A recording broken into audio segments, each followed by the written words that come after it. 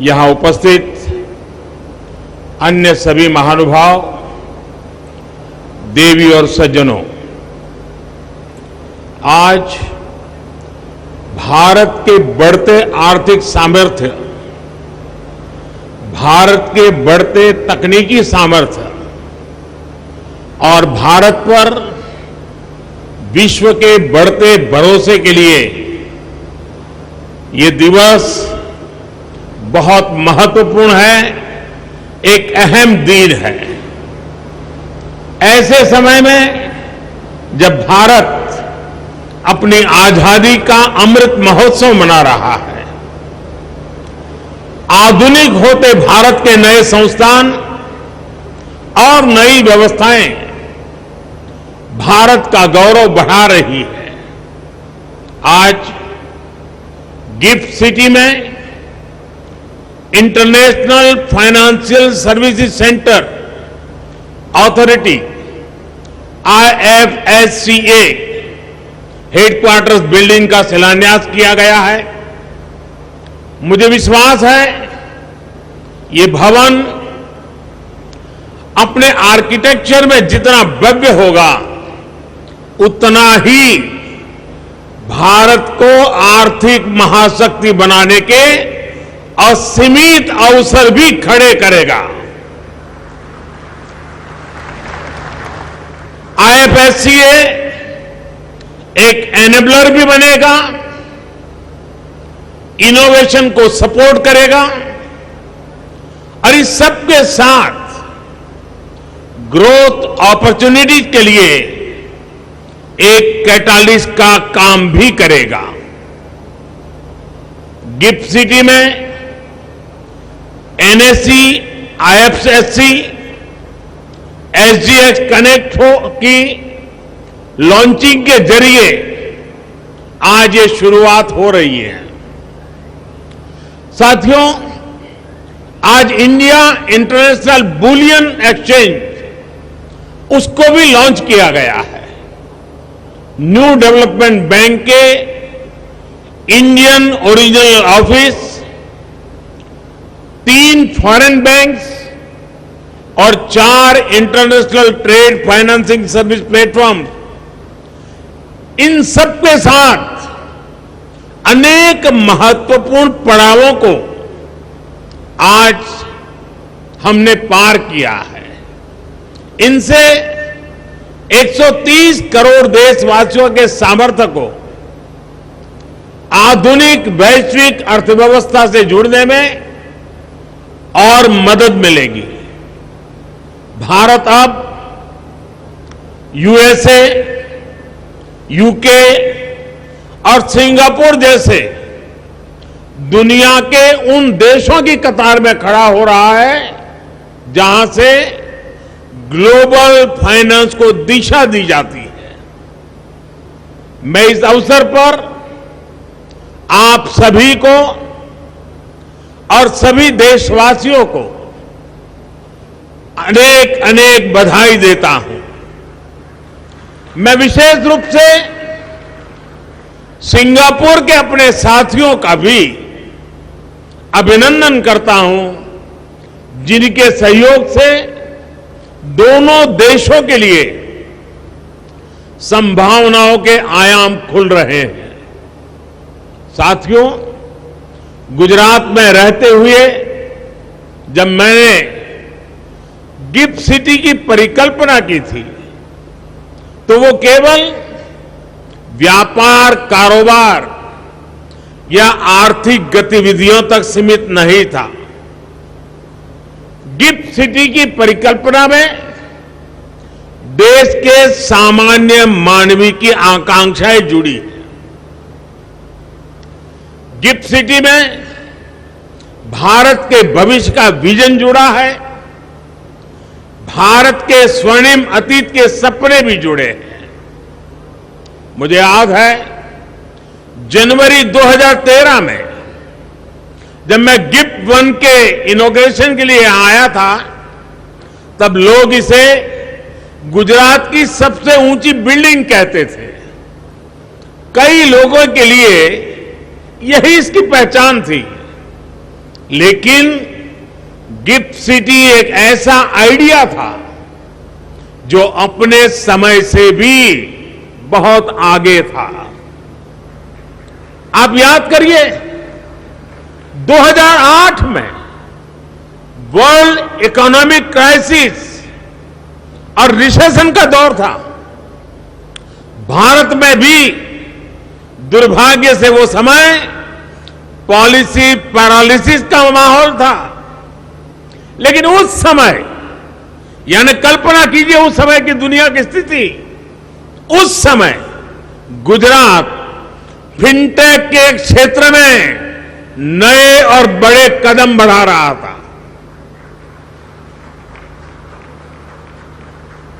मुझे खुशी है कि वो आइडिया आज इतना आगे बढ़ चुका है। गिफ्ट सिटी कॉमर्स और टेक्नोलॉजी के हब के रूप में अपनी मजबूत पहचान बना रहा है। गिफ्ट सिटी वेल्थ और विजडम दोनों को सेलिब्रेट करता है। मुझे ये देखकर भी अच्छा लगता है कि गिफ्ट सिटी के जरिए भारत विश्व स्तर पर सर्विस सेक्टर में मजबूत दावेदारी के साथ आगे बढ़ रहा है। साथियों, गिफ्ट सिटी एक और खास बात यह है कि ये ट्राई सिटी अप्रोच का प्रमुख स्तंभ है। अहमदाबाद, गांधीनगर और गिफ्ट सिटी तीनों एक दूसरे से सिर्फ 30 मिनट की दूरी पर है और तीनों की अपनी एक विशेष पहचान है। अहमदाबाद एक गौरवशाली इतिहास का अपने आप में समेटे हुए है। गांधीनगर प्रशासन का केंद्र है, नीति और निर्णयों का मुख्य मथक है और गिफ्ट सिटी अर्थतंत्र का प्रमुख केंद्र है। यानी अगर आप इन तीनों में से किसी भी शहर में जाते हैं तो पास, प्रेजेंट या फ्यूचर से सिर्फ 30 मिनट की दूरी पर है।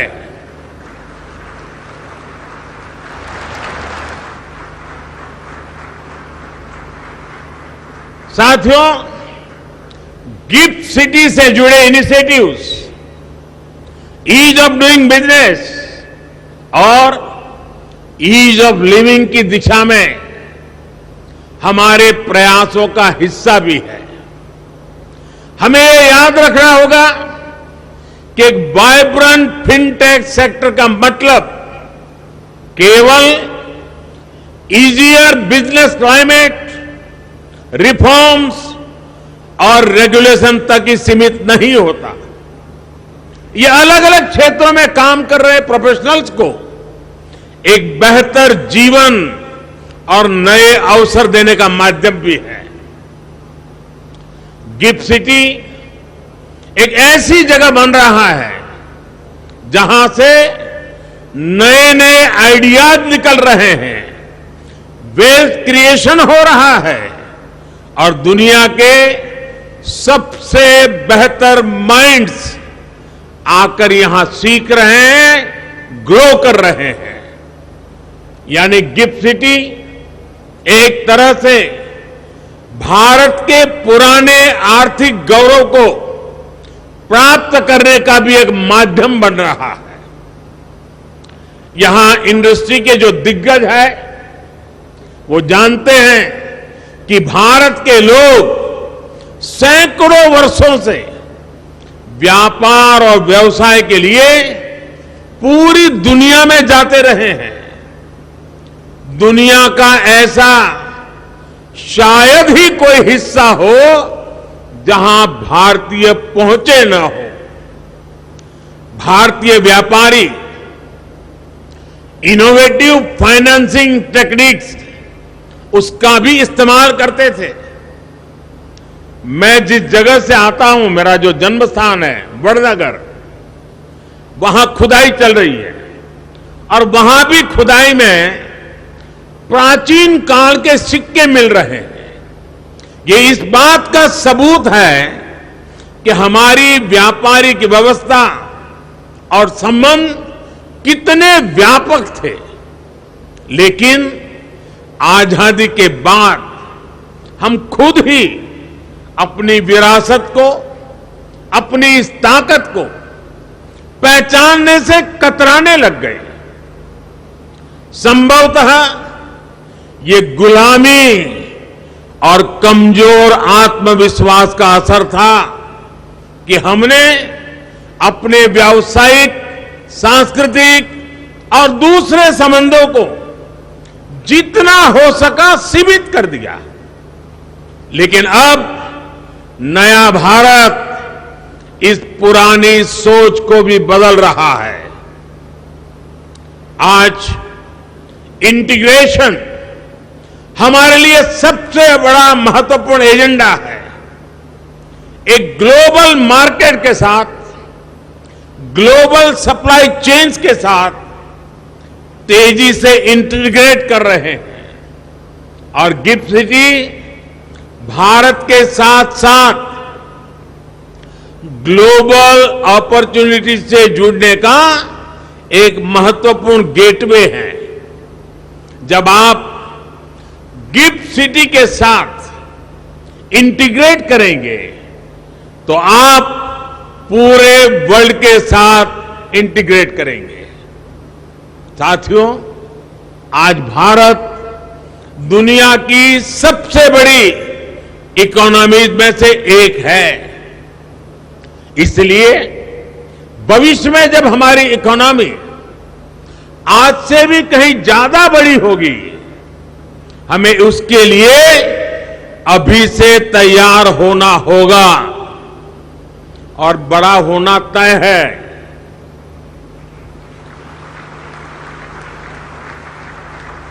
हमें इसके लिए ऐसे इंस्टीट्यूशंस चाहिए जो ग्लोबल इकोनॉमी में हमारे आज के और भविष्य के रोल को कैटर कर सके। India international bullion exchange IIBX इसी दिशा में एक कदम है। गोल्ड के लिए भारत के लोगों का प्यार किसी से छिपा नहीं है। सोना भारत में महिलाओं की आर्थिक शक्ति का बड़ा माध्यम रहा है।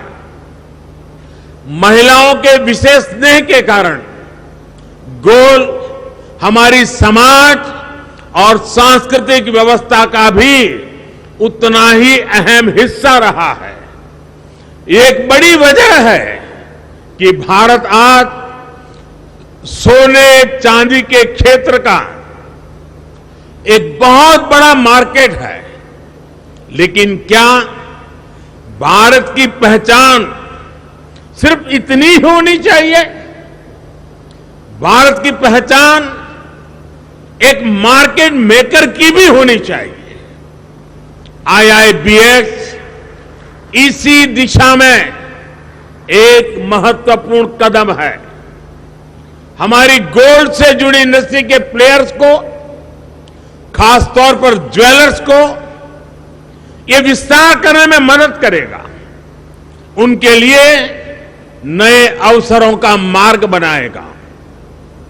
वो डायरेक्ट और ट्रांसपेरेंट तरीके से सीधे बुलियन खरीद सकेंगे और इंटरनेशनल प्राइस डिस्कवरी में पार्टिसिपेट भी करेंगे। साथ ही IIBX एक्सचेंज के जरिए सीधे गोल्ड में ट्रेड करने के अवसर भी देगा। जैसे जैसे गोल्ड ट्रेडिंग की मार्केट ऑर्गेनाइज होगी, भारत में गोल्ड की डिमांड गोल्ड प्राइसेस को प्रभावित भी करेगी और निर्धारित भी करेगी। साथियों, आने वाले समय में भारत में जो कुछ भी होगा उसका प्रभाव पूरे विश्व पर पड़ेगा, उससे पूरी दुनिया को दिशा मिलेगी। हम लोकल एस्पिरेशन को भी महत्व देते हैं और ग्लोबल कोऑपरेशन का महत्व भी समझते हैं। एक और हम ग्लोबल कैपिटल को इसको लेकर वेलफेयर के लिए ला रहे हैं, तो दूसरी ओर हम लोकल प्रोडक्टिविटी को ग्लोबल वेलफेयर के लिए हार्नेस भी कर रहे हैं। आज भारत में रिकॉर्ड फॉरेन डायरेक्ट इन्वेस्टमेंट आ रहा है। ये इन्वेस्टमेंट देश में नए अवसर पैदा कर रहा है, युवाओं की आकांक्षाओं को पूरा कर रहा है। ये हमारी इंडस्ट्री को ऊर्जा दे रहा है, हमारी प्रोडक्टिविटी को बढ़ा रहा है। और ये प्रोडक्टिविटी केवल भारत की ही ताकत नहीं बन रही, इसका लाभ पूरे विश्व को हो रहा है।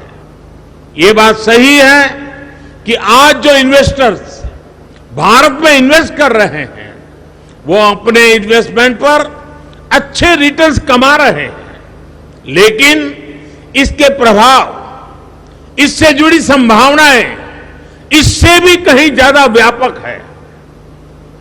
आज हमारे एक्सपोर्ट्स रिकॉर्ड लेवल को छू रहे हैं। हमारे प्रोडक्ट्स नए नए देशों में, नए नए मार्केट में पहुंच रहे हैं। एक ऐसे समय, और वो समय ऐसा है जब ग्लोबल सप्लाई चेन्स अनिश्चितता का शिकार है। दुनिया इस अनिश्चितता से आशंकित है। भारत दुनिया को क्वालिटी प्रोडक्ट्स और सर्विसेज का भरोसा दे रहा है। इसलिए जैसा कि मैंने कहा, ये लोकल वेलफेयर के लिए ग्लोबल कैपिटल और ग्लोबल वेलफेयर के लिए लोकल प्रोडक्टिविटी का एक अद्भुत कॉम्बिनेशन है। गिफ्ट सिटी से जुड़े सभी इंस्टीट्यूशंस इस बॉन्ड को और मजबूत करने का काम करेंगे। यहां कई इंस्टीट्यूशंस ऐसे हैं जिनके पास ग्लोबल फुटप्रिंट्स भी है और लोकल कनेक्ट भी है। साथियों, नए भारत के नए संस्थानों से, नई व्यवस्थाओं से मेरी बहुत सी अपेक्षाएं भी हैं और आप पर मेरा पूरा भरोसा भी है। आज 21वीं सदी में फाइनेंस और टेक्नोलॉजी एक दूसरे के साथ जुड़े हुए हैं और बात जब टेक्नोलॉजी की हो, बात साइंस और सॉफ्टवेयर की हो, तो भारत के पास एज भी है और एक्सपीरियंस भी है। आज रियल टाइम डिजिटल पेमेंट्स में पूरी दुनिया में 40% हिस्सेदारी अकेले भारत की है। आज हम इसमें लीडर हैं। फिनटेक के क्षेत्र में भारत की ये ताकत पूरी दुनिया को आकर्षित कर रही है। इसलिए मेरी आप सबसे अपेक्षा है कि फिनटेक में आप नए नए इनोवेशंस के लिए टारगेट करें। गिफ्ट आईएफएससी फिनटेक की ग्लोबल लेबोरेटरी बनकर उभरे। साथियों, मैं एक और अहम पक्ष की तरफ आपका ध्यान दिलाना चाहता हूं। भारत के लिए सक्सेस और सर्विस, सफलता और सेवा एक दूसरे के पर्याय हैं। जन कल्याण से जग कल्याण, ये हमारी भावना है। इसलिए आज भारत सस्टेनेबल डेवलपमेंट के क्षेत्र में वैश्विक संभावनाओं का नेतृत्व कर रहा है। हमने अपने लिए नेट जीरो कार्बन एमिशन का लक्ष्य तय किया है। राष्ट्रीय स्तर पर हम गति शक्ति मास्टर प्लान को आगे बढ़ा रहे हैं। रिन्यूएबल एनर्जी और ई मोबिलिटी के नए रिकॉर्ड बना रहे हैं। अंतर्राष्ट्रीय स्तर पर भारत इंटरनेशनल सोलर अलायंस को दिशा दे रहा है। एक ऐसा क्षेत्र है जिसमें हमारा समर्पण असीम संभावनाओं को खोलेगा। मैं चाहता हूं कि गिफ्ट आईएफएफसी सस्टेनेबल और क्लाइमेट प्रोजेक्ट के लिए ग्लोबल डेट और इक्विटी कैपिटल का एक गेटवे बने। इसी तरह भारत को aircraft leasing, ship financing, carbon trading, digital currency और आईपी राइट से इन्वेस्टमेंट मैनेजमेंट तक कई फाइनेंशियल इनोवेशंस की जरूरत है। आईएफएससीए को इस दिशा में काम करना चाहिए। आईएफएससीए को रेगुलेशन और ऑपरेशन कॉस्ट को भी न केवल भारत बल्कि दुबई, सिंगापुर जैसे देशों की तुलना में भी कॉम्पिटिटिव बनाना चाहिए। आपका लक्ष्य होना चाहिए कि आईएफएससीए रेगुलेशन में लीडर बने, रूल ऑफ लॉ के लिए हाई स्टैंडर्ड सेट करे और दुनिया के लिए पसंदीदा आर्बिट्रेशन सेंटर बनकर के उभरे। साथियों, बैंकिंग सेक्टर के जो साथी यहां हैं, उनके सहयोग से पिछले 8 सालों में देश ने फाइनेंशियल इंक्लूजन की एक नई वेव देखी है। यहां तक कि गरीब से गरीब भी आज फॉर्मल फाइनेंशियल इंस्टीट्यूशन से जुड़ रहा है। आज जब हमारी एक बड़ी आबादी फाइनेंस से जुड़ गई है तो ये समय की मांग है कि सरकारी संस्थाएं और प्राइवेट प्लेयर्स मिलकर कदम आगे बढ़ाएं। उदाहरण के तौर पर आज बेसिक बैंकिंग से ऊपर उठकर फाइनेंशियल लिटरेसी के क्षेत्र में फाइनेंशियल एजुकेशन के लिए बड़ा स्कोप है। आज भारत में एक बड़ा एस्पिरेशनल क्लास है जो ग्रोथ के लिए इन्वेस्ट करना चाहता है। अगर उनके लिए ऐसे फाइनेंशियल कोर्सेज हो जो उन्हें अलग अलग फाइनेंशियल इंस्ट्रूमेंट्स और उनके फ्यूचर्स इसके बारे में सिखा सके तो इससे उन्हें बहुत हेल्प मिलेगी।